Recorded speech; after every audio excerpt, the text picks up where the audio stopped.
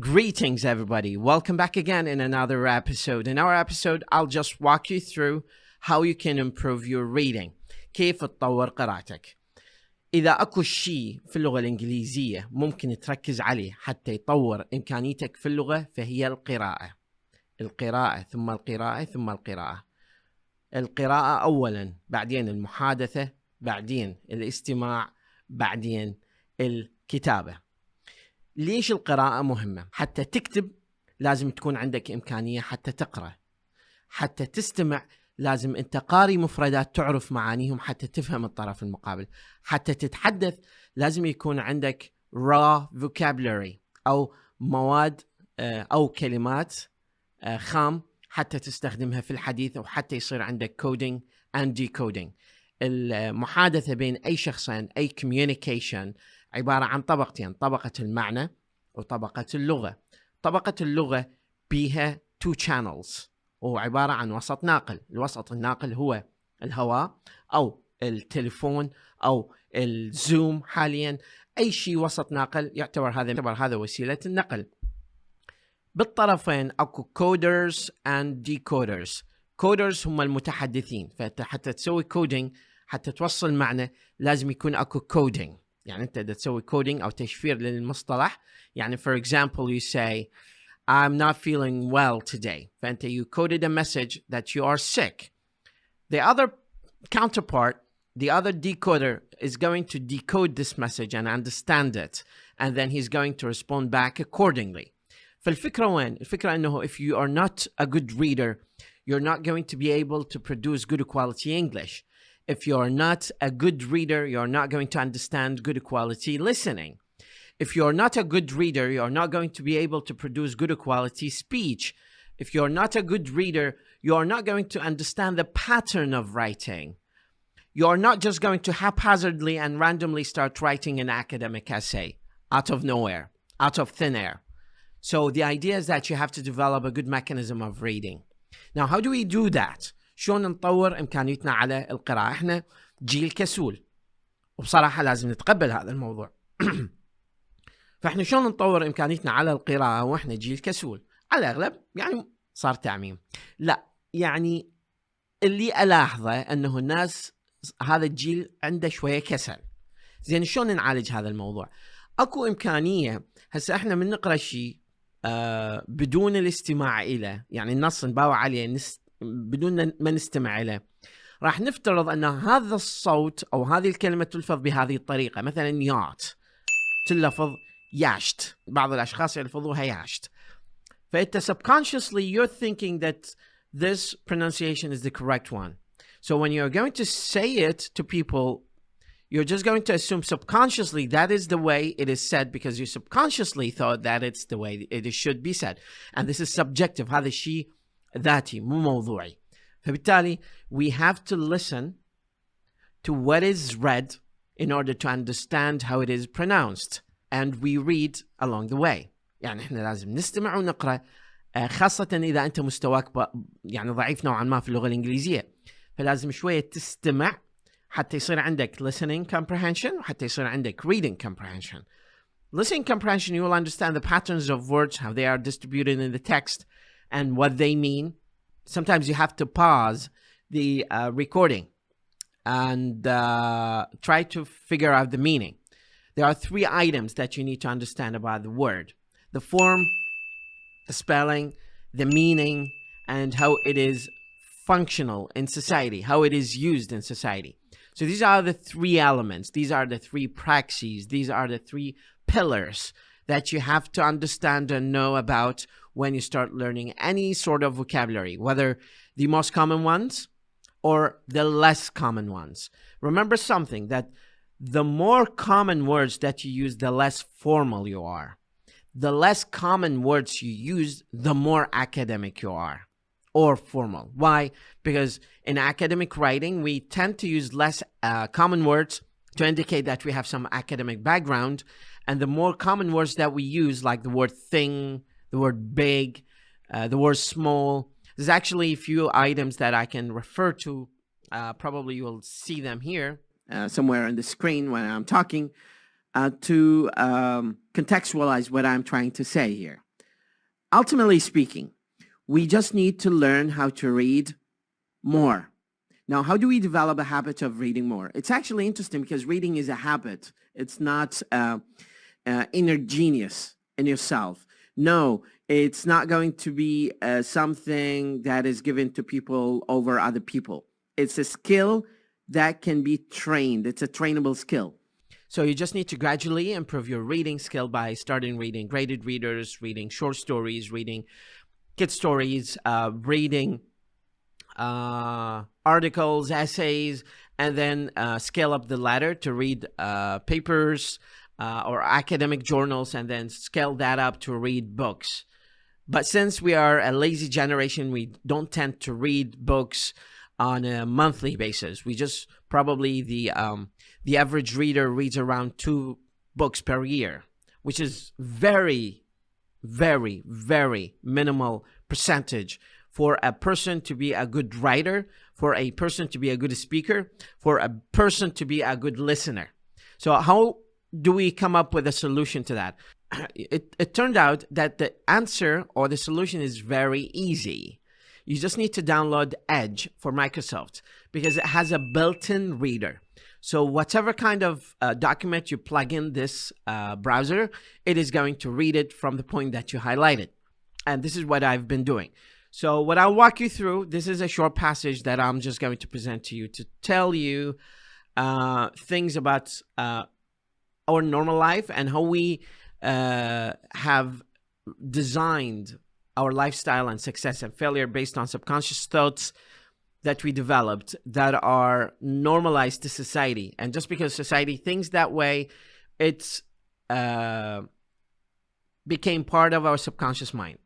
So just keep that in mind. It's a short article for the advanced and intermediate level. Moral lesson of this article is to help you understand and contextualize how reading can be an influential element and a catalyst to your progress of speaking, to your progress of listening, to your progress of writing, especially for those people who are working in international organizations and they need to maintain good correspondence via emails, and they need to improve their writing. So to improve your writing, you need to improve your reading. So it's a matter of input and output. I'll have to stop here talking because I don't want the video to be long. But what I want to say is that you need to invest some time, around 15 minutes every day, to do some good quality of reading.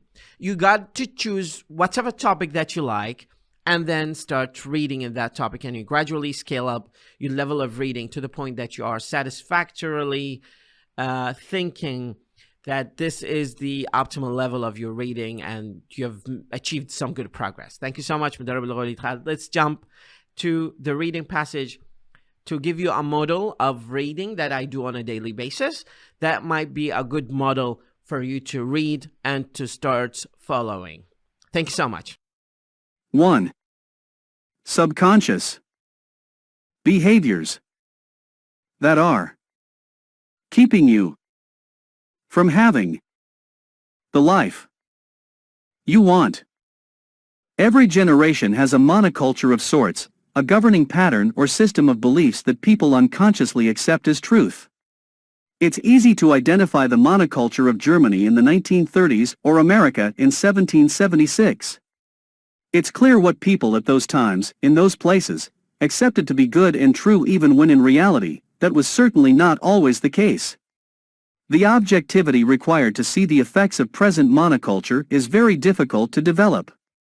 Once you have so deeply accepted an idea as truth, it doesn't register as cultural or subjective anymore. So much of our inner turmoil is the result of conducting a life we don't inherently desire, only because we have accepted an inner narrative of normal and ideal without ever realizing.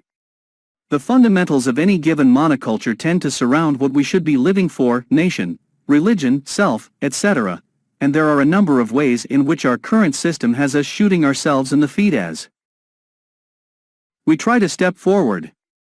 Here, 8 of the most pervasive. 1. You believe that creating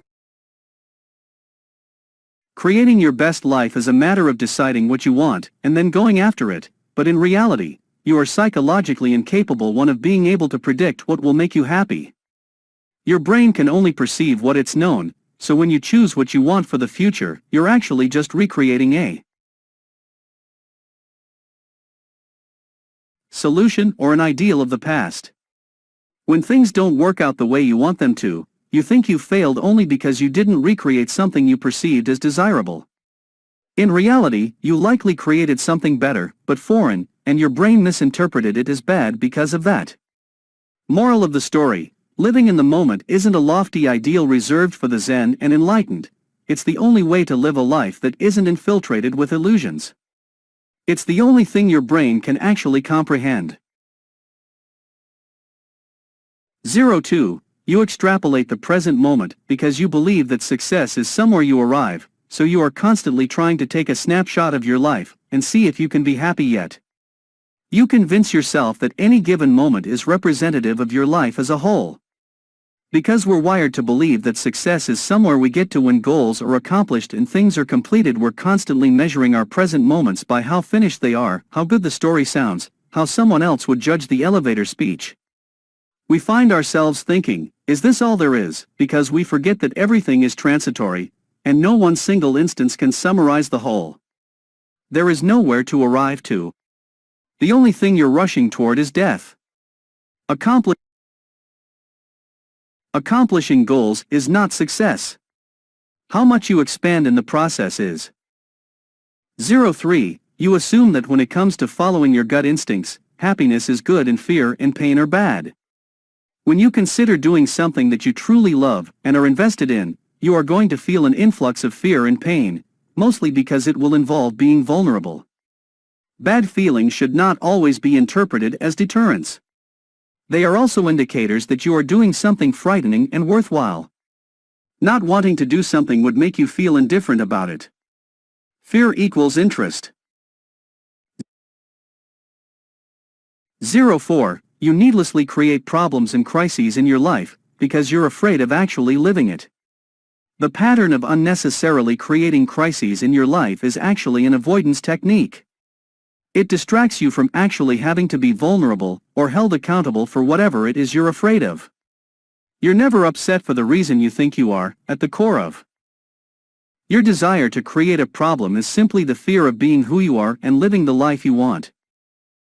05. You think that to change your beliefs, you have to adopt a new line of thinking, rather than seek experiences that make that thinking self-evident. A belief is what you know to be true because experience has made it evident to you. If you want to change your life, change your beliefs. If you want to change your beliefs, go out and have experiences that make them real to you. Not the opposite way around. 06. You think problems are roadblocks to achieving what you want, when in reality they are pathways. Marcus Aurelius sums this up well: the impediment to action advances action. What stands in the way becomes the way. Simply, running into a problem forces you to take action to resolve it. That action will inevitably lead you to think differently, behave differently, and choose differently. The problem becomes a catalyst for you to actualize the life you always wanted. It pushes you from your comfort zone, that's all. 07. You think your past defines you, and worse, you think that it is an unchangeable reality, when really, your perception of it changes as you do. Because experience is always multidimensional, there are a variety of memories, experiences, feelings, gists you can choose to recall, and what you choose is indicative of your present state of mind. So many people get caught up in allowing the past to define them, or haunt them simply because they have not evolved to the place of seeing how the past did not prevent them from achieving the life they want, it facilitated it. This doesn't mean to disregard or gloss over painful or traumatic events, but simply to be able to recall them with acceptance, and to be able to place them in the storyline of your personal evolution. Evolution. 08. You try to change other people, situations, and things, or you just complain/get upset about them, when anger equals self-recognition. Most negative emotional reactions are you identifying a disassociated aspect of yourself. Your shadow selves are the parts of you that at some point you were conditioned to believe were not okay, so you suppress them, and have done everything in your power not to acknowledge them. You don't actually dislike these parts of yourself though. So when you see somebody else displaying one of these traits, it's infuriating, not because you inherently dislike it, but because you have to fight your desire to fully integrate it into your whole consciousness. The things you love about others are the things you love about yourself. The things you hate about others are the things you cannot see in yourself. 1 Gilbert, Daniel. Stumbling on